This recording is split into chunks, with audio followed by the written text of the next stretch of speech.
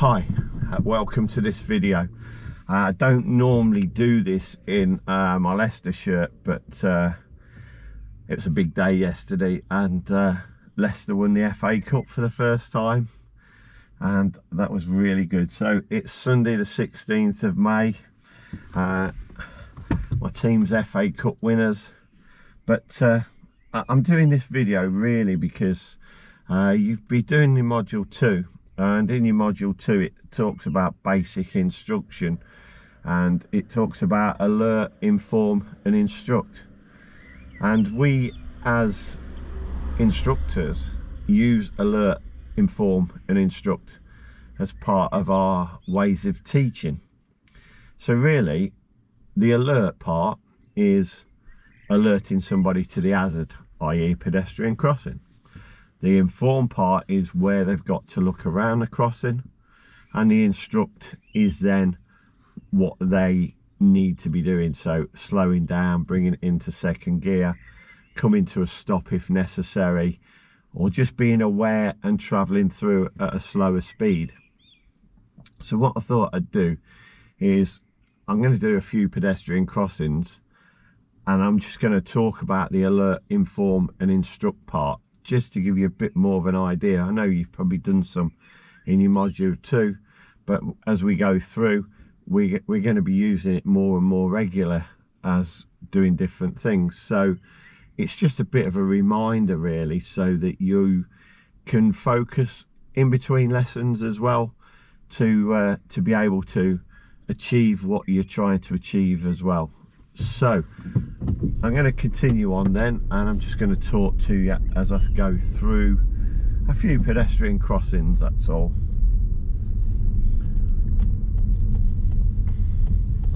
But alert, inform and instruct comes under really everything. It's not just pedestrian crossings, it's really everything that we tend to teach, and it's always good to be able to talk to teach. That is a real big saying, talk to teach.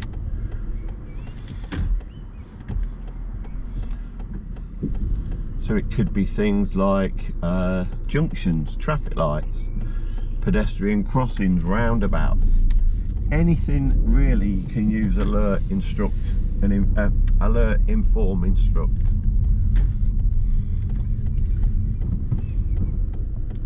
But I'm just going to tend to talk to you about the pedestrian crossing side of it, as I've also done the other video that you've seen on this one with the commentary around pedestrian crossings.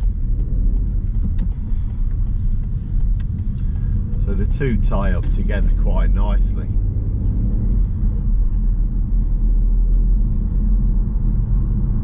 So the alert part, pedestrian crossing ahead.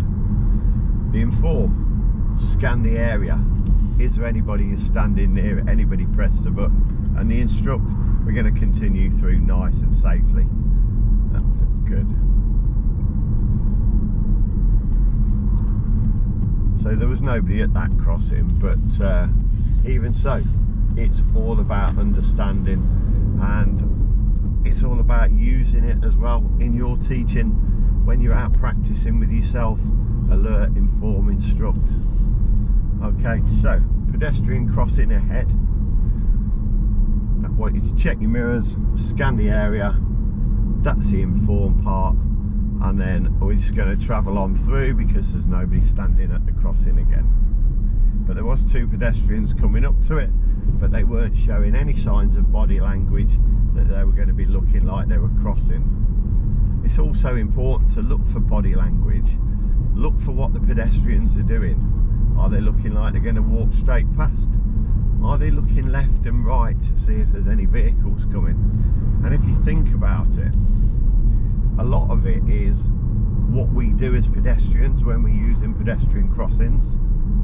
So you're looking for what you would do as you're approaching a pedestrian crossing as a pedestrian. And that's the important part. It's about, you know how to deal with pedestrian crossings. You know how to deal with pedestrian crossings when you're driving. So it's about putting all that together. And then when you're teaching, you can pull on your knowledge of what you've got. Okay, so crossing ahead, check your mirrors, scan the area. We're just going to ease off. There's nobody there, but there's a train station, so somebody could come running from the train station, press the button, and it might just change. Who knows?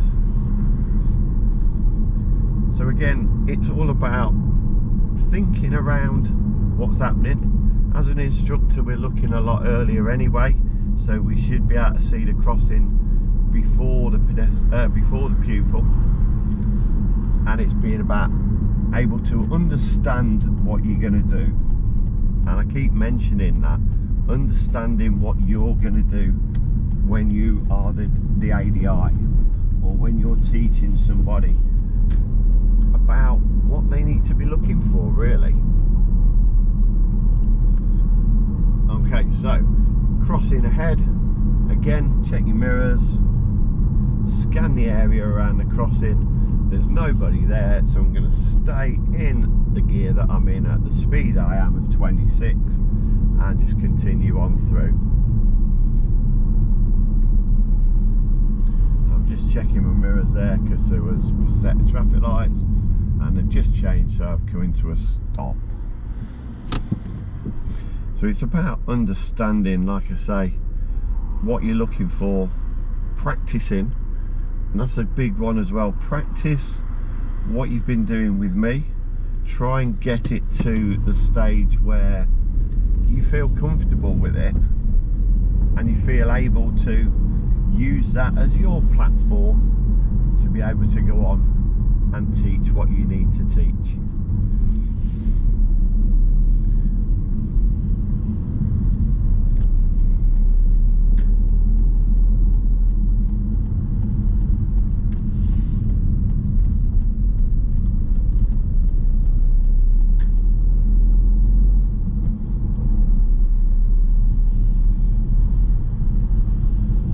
Gone quiet there. There's nothing really there to talk about, really.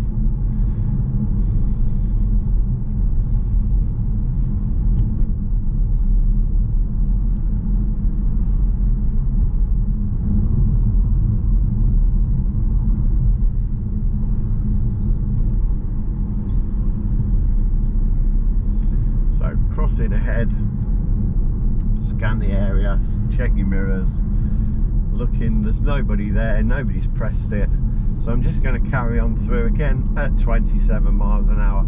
There's no need for me to be concerned about it at all, so we're just following on through. And again, there's another crossing ahead, check your mirrors, scan the area, there's nobody standing there, and I can keep on going through at the same speed again.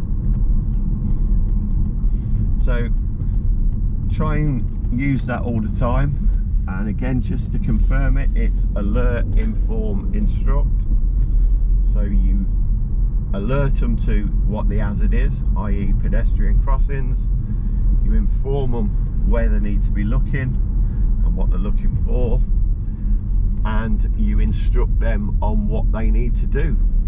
So that could be a change of gear, just slowing down, changing the gear, or continuing on through at the same speed in the same gear. And it's all, like I say, coming off your experience and your knowledge as well. Hope that's been really helpful for you, and I hope you get to the point where you are able to go and practice really well.